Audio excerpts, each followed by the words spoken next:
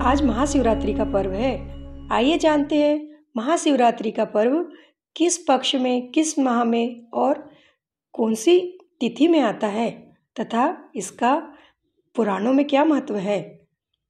फाल्गुने कृष्ण पक्षे या तिथि स्यात् चतुर्दशी तस्या तामसी रात्रि स्वच्यते शिवरात्रिका।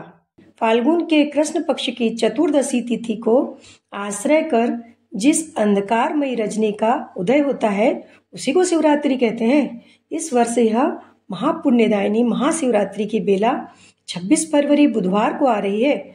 वैसे तो हमारे शास्त्रों में प्रत्येक मास की कृष्ण चतुर्दशी को शिवरात्रि कहा गया है और स्वयं भगवान शिव इस चतुर्दशी तिथि के स्वामी है, परंतु महाशिवरात्रि का इन सब में सर्वाधिक महत्व है और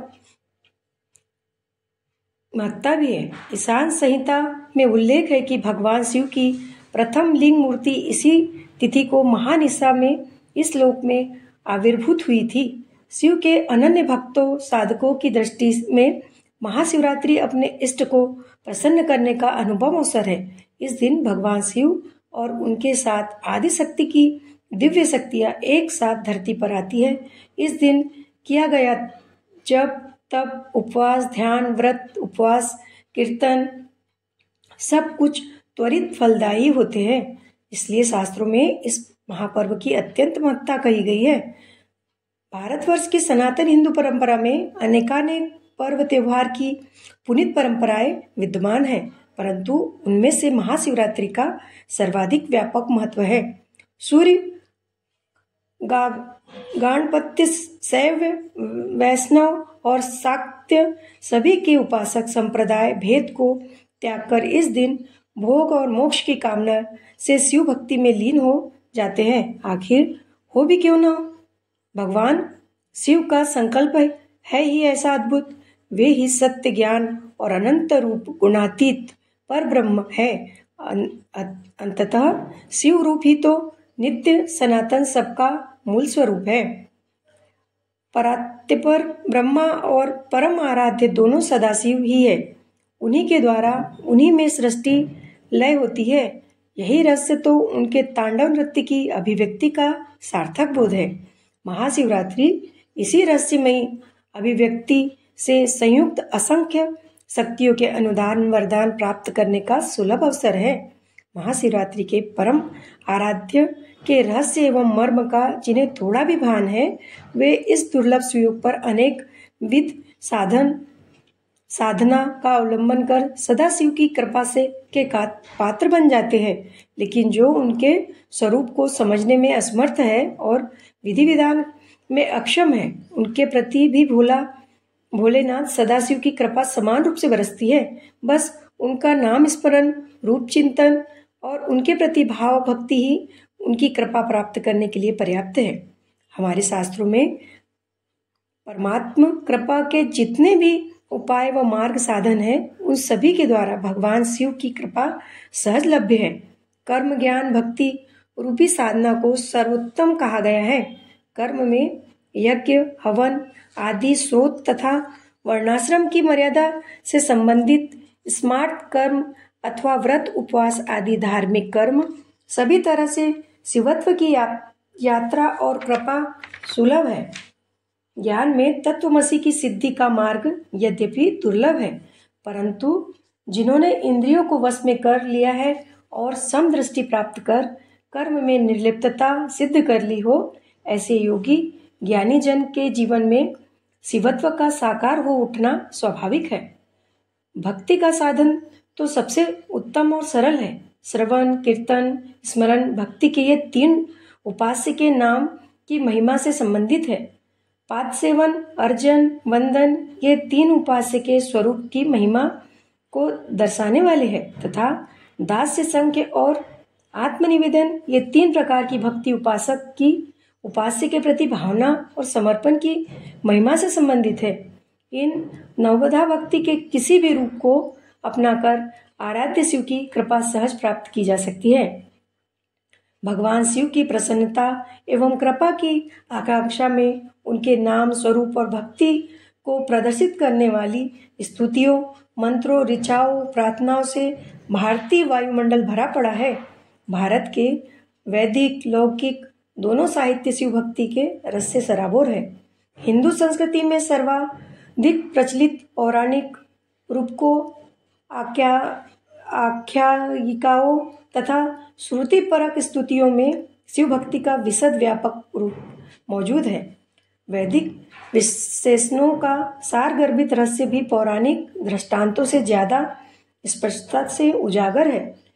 यजुर्वेद संहिता में तो अनेक अध्याय शिव स्तुति परक ही है। इन्हीं के आधार पर लौकिक साहित्य में भगवान शिव के विविध रूपों का चित्रण हुआ है। शिव की महत्ता लौकिक, अलौकिक और पारमार्थिक जगत में परम रक्षक और सर्वविध कल्याणकर्ता के रूप में विस्तृत है। हमारे इस लौकिक परंपरा जगत में भगवान शिव को तमोगुण का अधिष्ठाता देव एवं संहार शक्ति का नियामक माना जाता है। इसीलिए जीवन के अंतः बाह्य कष्ट और अंधकार से निवृत्ति की पुकार शिव भक्ति की और सहज प्रवाहित हो जाती है। शिव ही एकमात्र ऐसे आराध्य है जहाँ सृष्टि और प्रलय, सौम्य और प्रचंडता, शिवत्व और रुद्र, जीवन और मृत्यु जैसे विरोधी तत्व एकाकार है। इन्हीं विशेषताओं को धारण करने से उनका स्वरूप भी अत्यंत अद्भुत है। उनका वाहन नंदी धर्म का प्रतीक है। वह शांत सौम्यता को लिए है। स्वयं भोलेनाथ रूप स्मित सौम्यता को धारण किए सृष्टि की बाल क्रीड़ा से आनंदित है। सिर पर जटा मुकुट, द्वितीय के चंद्र का आभूषण, माथे पर तृतीय नेत्र, नाक का यज्ञोपवीत, गले, कान, मणिबंध, पाद गुल्फ और कटी में सर्पमाला के आभूषण सभी दृष्टि से विषमता धारण करते हुए भी परम सुंदर और परम कल्याणकारी है। भक्तों के भोलेनाथ आदिकाल से ऐसे ही निराले स्वरूप में प्रतिष्ठित भगवान शिव का जिस विधि भी बन पड़े चिंतन, ध्यान, व्रत, उपवास, स्मरण आदि भक्तों को उनका मनोवांछित फल देने वाला होता है। महाशिवरात्रि की वेला में तो उनके अनुदान वरदानों की सहज सिद्धि हो जाती है। इस महानिशा में महाकाल अपनी समस्त विभूतियों, शक्तियों को भक्त के कल्याणार्थ इस धराधाम पर बिखेर देते हैं। भक्तजन भी इस दिन अपनी पात्रता, पुरुषार्थ के अनुरूप उनकी सहज कृपा के भागी बन कृतार्थ होते हैं। चहुं ओर शिव भक्ति का वातावरण छाया रहता है। हिंदू समाज में तो इस दिन व्रत, उपवास का अत्यंत प्रचलन रहा है। सभी देवालयों में विशेष पूजन अर्चन, अभिषेक आदि से आशुतोष की उपासना होती है। शास्त्रों में पूजा उपासना के जितने भी विधि विधान है उन सभी का अपनी अपनी रुचि एवं परंपरा अनुसार अवलंबन कर महाशिवरात्रि पर्व को मनाए जाने की परंपरा है। वैसे साधना उपचारों में तो पूजा के 5 सोपान बताए गए हैं: अभिगमन, उपादान, योग, स्वाध्याय और इज्जा। अपने आराध्य देव के विग्रह स्थान को साफ करना, लिपना, निर्माल्य हटाना आदि कर्म अभिगमन है। पुष्प, पत्र, अत्यंत गंध, अक्षत, गंध आदि पूजन सामग्री को एकत्रित करना उपादान है। इष्ट आराध्य देव की आत्म रूप से भावना करना योग है। मंत्रार्थ का अनुसंधान करते हुए जप करना, सूक्त, स्तोत्र आदि का पाठ करना, गुण, नाम, लीला आदि का कीर्तन करना, तत्व शास्त्रों का अभ्यास आदि स्वाध्याय है। साधनों, उपचारों के द्वारा अपने आराध्य देव की पूजा इज्जा है।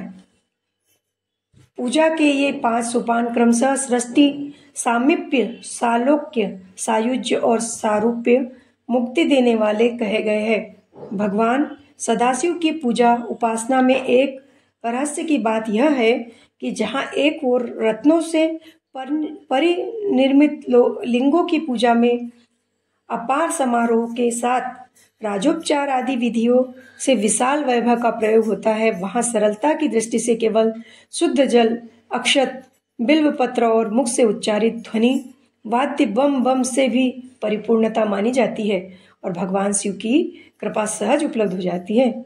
इसीलिए तो वे उदार शिरोमणि और आशुतोष कहलाते हैं। शिव भक्त इस रहस्य से सुपरिचित होते हैं कि भोला भंडारी शिव की कृपा सहज सुलभ प्राप्त हो जाती है। अतः वे निरंतर उनकी भक्ति का उपाय करते रहते हैं। इन भक्ति उपायों में महाशिवरात्रि व्रत को समझो। शिव पूजा का महाव्रत है। इस व्रत में उपवास, जागरण और भगवान शिव का पूजन अर्चन प्रधान है। जो कोई भी शिव भक्ति से प्रेरित हो, सच्चे पवित्र मन से महाकाल शिव की पूजा अपनी अपनी भक्ति के अनुसार करते हैं, उन सभी को उनका सुफल निश्चित मिलता है। सागरो यदि शुष्येत क्षीयते हिमवानापि मेरुमंदर शैलाश्च श्रीशैलो विंध्य एव च चलन्त्येते कदाचिद्वे निश्चलम ही शिवव्रतम। स्कंद पुराण। अर्थात चाहे सागर सूख जाए, हिमालय भी क्षय को प्राप्त हो जाए, मंदर विंध्याचल पर्वत भी विचलित हो जाए, पर शिवव्रत कभी विचलित निष्फल नहीं हो सकता। इसका फल अवश्य मिलता है। शिवरात्रि की आप सभी को हार्दिक शुभकामनाएं। धन्यवाद।